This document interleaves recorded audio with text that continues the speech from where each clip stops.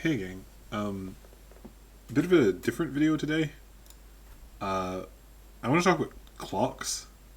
I was just watching this video from Rob the Honest Wargamer talking about kind of Games Workshop's clock policies, and like clock is something I've had a massive amount of disagreement with in my own local meta. It's kind of a bit of a difficult one to talk about. I think in AOS it's very stigmatized, and I think there's a lot of people that have never really left the Games Workshop game ecosystem that are a lot less familiar with clocks and generally don't have kind of maybe the breadth of experience that people who've used clocks for a long time have. So I tried to find clock systems from some other games that I've played. I tried to find the Guild Ball ones, which I couldn't find, but I did get the ones from War Machine. Those are two games that I've played with time. I'm sure if you look at anything with for stuff like MCP, Malifaux, whatever not Games Workshop ecosystem game you play, you'll find a bunch of stuff to do with clocks because literally it's kind of like only Games Workshop that don't seem to like clocks. I don't know what their deal is. I don't know why they're so kind of terrified of clocks. Um, so yeah, some stuff I kind of wanted to talk about, right? Because I don't think clock ultimately is that difficult. I've been playing games on clock for a long, long time. There's a video. I'll put the full thing here. Between my late friend Par and my very good friend Bryce, from this is literally 2016, I think, right at the start of 2016, where they're playing like on a. You can see it here. Here's a chess clock. Uh, some of us have been doing this for like a kind of a really, really long time. It doesn't necessarily mean that we're right. It would be kind of a lame appeal to authority, but it does mean that we have like kind of more than a decade of experience doing it. And there's some stuff that I kind of just wanted to share, I suppose, in general when it comes to how to play properly on clocks. So I think that one of the kind of, I don't know, first things people get uppity about when it comes to playing with clocks is swapping to people making saves or the back and forth between player A and player B. So if you've got kind of player A and player B, right? Let's say player A is making their attacks. So let's just say we have a unit of, I don't know, 10 Liberators attacking a unit of 10 Chaos Warriors or something, right? Uh, then if player A is like, right, okay, I'm going to swing with these 10 Liberator attacks, and they roll their dice, and they hit, and then they wound, and the Chaos person has been. So, something that I'll often do, and this is like a pro tip, I guess, for people see if my opponent is attacking me with stuff, right? And let's say I'll hold, say, a pool of dice in my hand, right? These are tiny dice, these aren't the ones that I actually use, not since I stopped playing zombies. Um, but if you've got, if you're holding your pool of dice, your opponent's like, right, okay, 10 attacks, and I'm holding 10 dice in my hand. And they're like, okay, 7 hits, and I'll take 3 dice out. And they're like, okay, only 4 wounds. So then I'm like, okay, and I'm kind of just following along, if that makes sense, with a number of dice. It speeds up. It means I don't need to count at the end, and you can kind of like roll immediately. And if your opponent doesn't have any other attacks, they can just flip to you because you roll your saves, you roll any ward saves if you have them, then you remove your models, and then they can just, it's like, okay, that is your turn to attack, right? Now, if my opponent was playing, say, Lumineth, or if they had further attacks to resolve after, then I think it would be, especially if I'm just making armor saves, then as long as it doesn't slow the game down, I think it is completely legitimate to just roll your saves but keep the clock on your opponent's time. This is something that happened a lot in Warmeds, which you can kind of see in the background here, where if somebody was making attacks, and I'm not going to flip through the video to find it, but it will happen in this video, I can guarantee it. If people are making attacks and you're not slowing them down, there's no reason to flip the clock.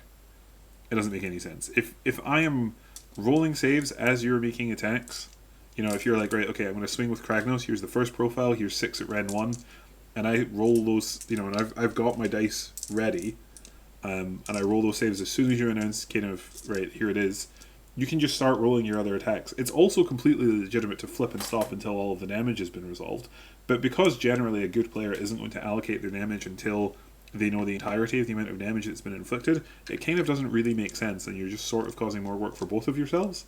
So I think by and large, what I would look to do would be to accumulate the entire amount of damage that's been allocated before ward saves are rolled, and then I would flip the clock to your opponent.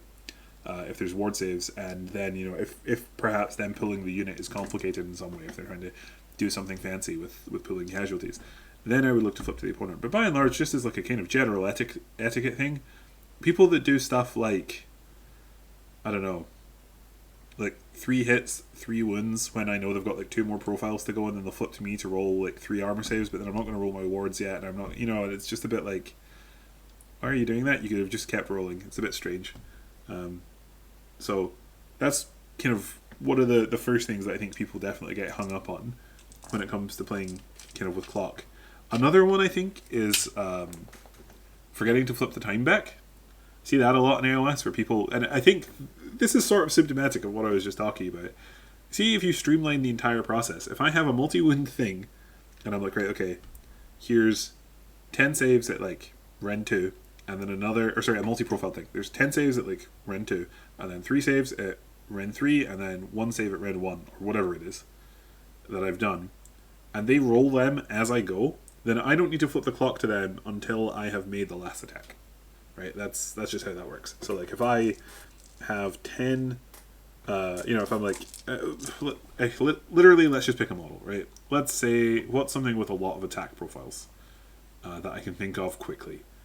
Let's say Kragnos. I was just talking about him, right? So let's say that we're doing Kragnos, and I go 6 attacks with the Dread Mace, 3s and 2s, Ren 3 damage 4. Your opponent rolls their saves, and as they're rolling the saves, I'm picking up my dice for Tuskbreaker, and I'm going, okay, 4s and 2s. And if my opponent at any point can't follow or anything, and they're like, look, you know, I don't know these stats as well as you, I don't know what I'm looking for in the dice, I actually would rather that we slowed down. Totally cool. I will roll my dice, and then I will flip to you for you to make your saves, and then you can flip back to me. That's fine. It doesn't need to be like this is the only way to do it, but I would say that generally among people at high level who are comfortable playing the game, you can just roll your saves as you go, and then when you get to the end, they make all their wards, they pull all of their casualties, all of that stuff happens in their time, and then they fight with their next unit. Right? That's just kind of how it goes. Makes things much easier. That reduces the amount of flipping back and forth between player A and player B, which is good, because that is kind of one of the things that definitely causes the, oh, I forgot to flip back to you. Now, I would say if I was Games Workshop and I was making a rules document that pertained to clock, and if I was any company making a rules document that had rules for clock and timekeeping in it, I would 100% emphasize that timekeeping is a priority for not the active player, but it is a priority for both players. They want both players to maintain the game state. If the game state has been like, if the state of the clock, if the clock has been like messed up to the point that it can't really be fixed, I think it's actually completely justifiable to penalize both players. If it's like really screwed up, you know, if at the end of the round somebody's played like 2 turns on your opponent, like they've taken an entire double on your opponent's time or something, it's like, what are you guys doing? You haven't looked at the clock. I don't think just the person who forgot to ship should be punished. That's it takes 2 to tango. You know, it's kind of Warhammer is sort of a cooperative experience in that regard, and all tabletop war games are, where you're not playing a game necessarily against an opponent, you're playing it with your opponent. You know, so okay. The other thing with flipping clocks back and forward between people, I do think part of that is just practice. A lot of AOS players will only use a clock when forced to. If you make clocks a lot more normal, people just kind of get into the habit of it. And just kind of by and large, if you normalize whenever you do something, you try and flip the clock to you, it stops that a lot. Like if you just kind of instinctively, whenever you're interrupting to do something, reach over and kind of go to tap the clock, it does mean at the very least you're only going to be punished like whatever increment of time that was. But generally, like, you know, just kind of pay attention to the clock, I suppose. It's not the worst thing in the world. And again, if you check regularly, it will strongly kind of minimize the amount of time that you can accidentally play on somebody else's. You know, building kind of good habits and stuff like that. But I do think the biggest reason for that is people love doing the like flip back and forth and back and forth and back and forth in AOS, where you really don't need to do that. You can really streamline a lot of it by just kind of resolving everything that you could possibly do and then flipping to your opponent and letting them do everything that they could possibly do. And I think that the new rules, and I'm amazed that we've seen so much pushback against clock from Games Workshop, because the new rules where they've pushed everything that your opponent does to interact to the end of your phases is incredibly good for clock. You know, now I can do my entire movement phases fully on my time, and then I flip to my opponent. And I'm like, all right, do you want to do it? And then they do everything that they want to do. You know, if maybe I'm playing against something like Cruel Boys, and they're like, okay, I have a ton to do at the end of your movement phase. You know, and you just flip to them and just let them do it. And then once they're done with that stuff, they flip back to you, and then you're like, right, I'm going to do the entirety of my shooting phase. Then flip to you and be like, do you want to do anything? Right. One of the things that I think the Polish captain Tomasz, good friend of mine, I would quite like to have him on this channel to talk about clock. Maybe I'll get Rodney as well. I think that something he's really driven or like beaten into his team is to announce the start and end of every phase and accompany that with a clock flip, because that streamlines the whole thing so much. Especially in the last edition when you had start of hero phase and end of hero phase, you know, it did mean that you would say ridiculous things like start of my hero phase, end of the start of my hero phase. You know, it's that kind of thing. It's much more streamlined now where you can say that's, you know, hero phase, blah blah blah, end of hero phase, would you like to do anything? Movement phase, blah blah blah, end of movement phase, would you like to do anything? You know, that kind of thing. I think that just simplifies the whole clock proceeding easily. You know, yeah, I don't know. It's insane to me that they're pushing back kind of so much against this, with like the best Warhammer rules I've ever seen for facilitating clock. It's kind of crazy. Okay, so more stuff that I think happens with clock that is a bit weird. So let's say we've got player A and B, right? And anybody from my local meta who watches this video is going to groan seeing this. But let's say we've got players A and B, and you're playing a fun little mission called Star Strike. Everybody loves Star Strike. And let's say this is your objective, right? And everything's going fine, and you're having a good time. And then, oh, it's turn 3, right? Let's play some new objectives, I guess. So we select these, and we get some new objectives, right? And let's say one goes here, and one is determined to go here. Okay, so my question is, whose time do you determine where you see them on? And whose time do you set them up on? If it's a game where, you know, maybe time is a genuine concern and it's a constraint for, say, both players. Like, let's say you're playing something like Tzeentch with all the horrors, that's a quite time-sensitive army, against, I don't know, it's been nerfed now, but Hurakan Lumineth, where the entire army had 2.5 movement phases, every model would shoot every turn.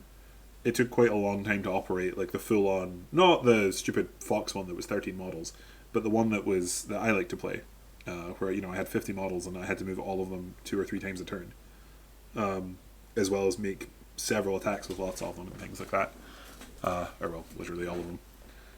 That kind of matchup time is a factor, and I would argue that the setup of the rolling and the placement of the first objective, and then the rolling and the placement of the extra objectives, is it fair that that goes on the active player's time? Does that not mean that there's sort of a disadvantage of being the active player in this battle plan when these things come down? Something that we used to do in actually a few other game systems that I've played. I like to talk about War Machine a lot because it's my comfort. You know, that's the one that I'm the most familiar with. But I've seen this done in loads of other game systems. And I think that this just helps game cleanliness in general. At the end of a round, at the end of a turn, and a round, but at the end of every turn, pause the clock, get your little bit of paper, right, and write your score. And then verify with your opponent. I have scored 8 this turn. Is that right? And then your opponent might be like, yes.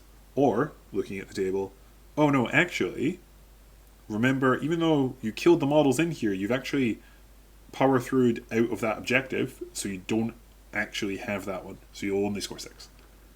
And then maybe you're like, oh, okay, 6 it is. You know, that was a mistake by me or whatever, but doing that helps a lot for catching mistakes. Also, you can end up in kind of situations where if you've both got 40 seconds left to play 2 turns out, and neither one of you has agreed to talk it out because you both think that, you know, it's not talk-outable, it just leads to disaster. I've seen people trying to play, you know, like move like 1,000 points of models trying to play out 1.5 turns in less than a minute and stuff, and it's like, at that point the game just evolves, it becomes farce. I think that even in the midst of that, having a little, 10-second breather just to be like, right, we've got the scores properly, cool, that's fine. And then you put the clock onto whoever is the next person, the next active player. An example of that for Star Strike and why that's relevant to Star Strike would be just pause the clock, note the score, set up the new objective, continue the game.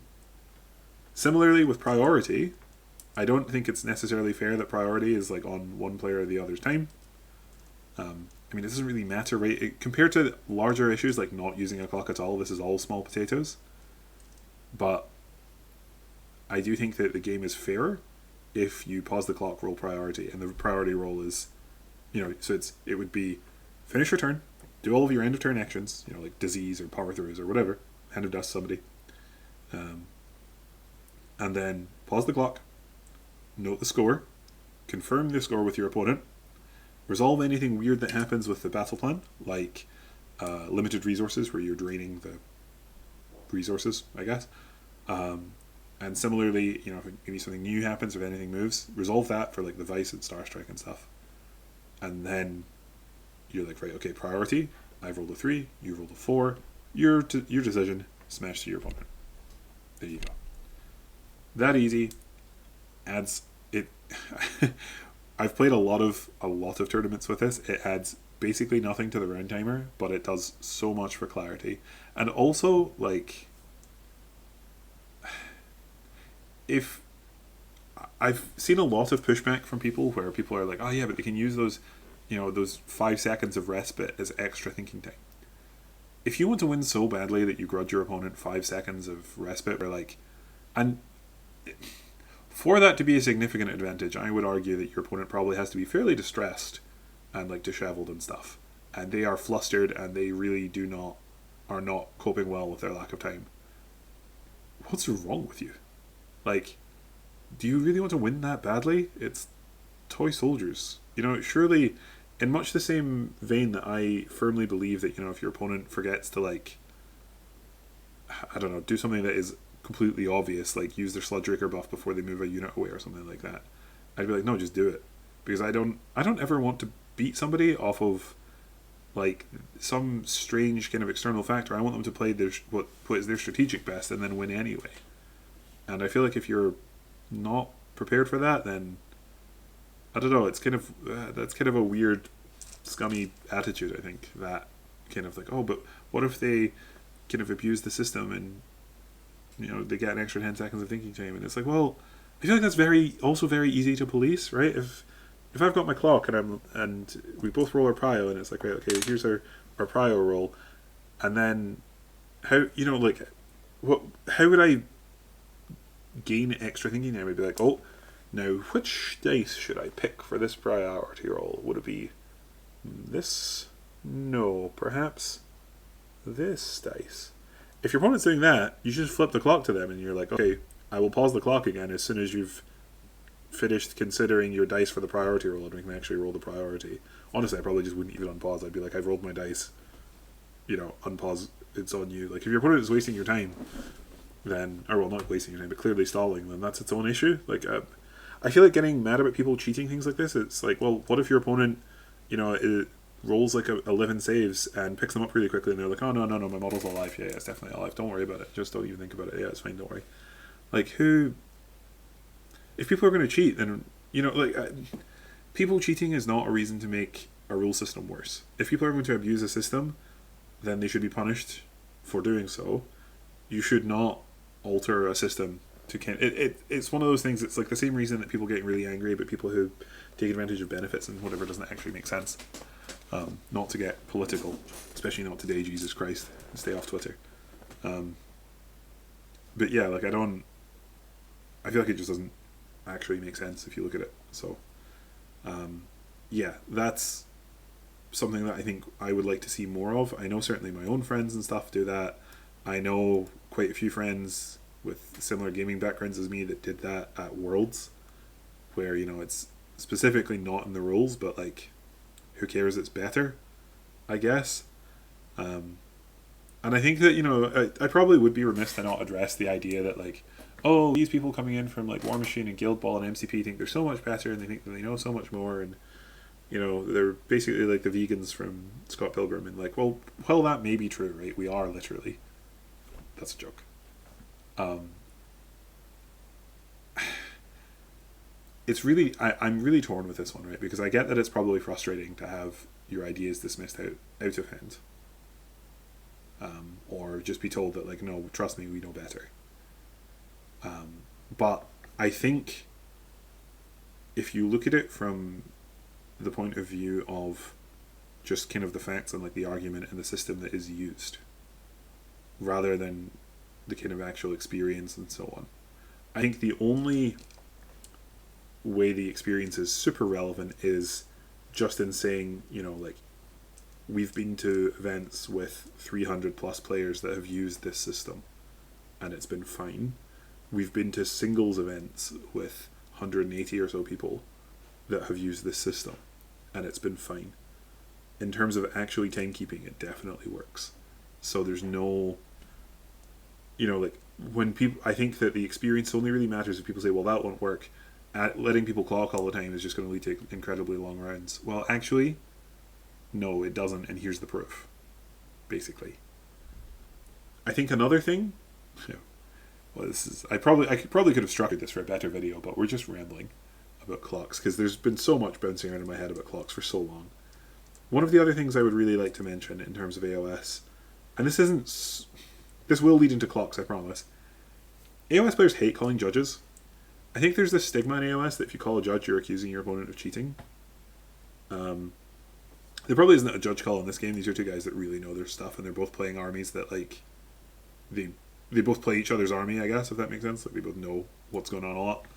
But one of the things that happened a lot back when Bryce had hair, one of the things that happened a lot back in both War Machine, Guild Ball, Malifaux, from what I've seen, and I would assume MCP, considering the culture that I've seen around that game, a judge call isn't like, judge, my opponent's cheating. A judge call can be something like, hey, I've rolled a 10 for this charge. Here's my 10-inch widget and my half-inch widget.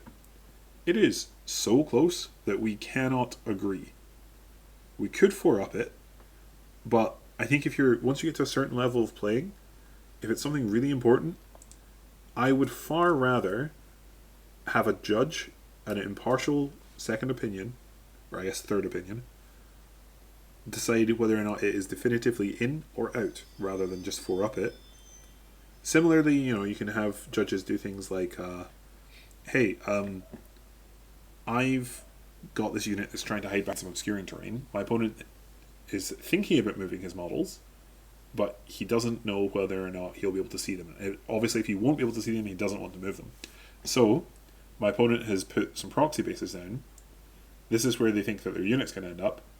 Will they then be able to see my models? And things like that. And having judges make those calls, I think, is something that we should definitely normalize. Now, where this comes back to clocks. In Warhams, as soon as you call the judge, pause the clock.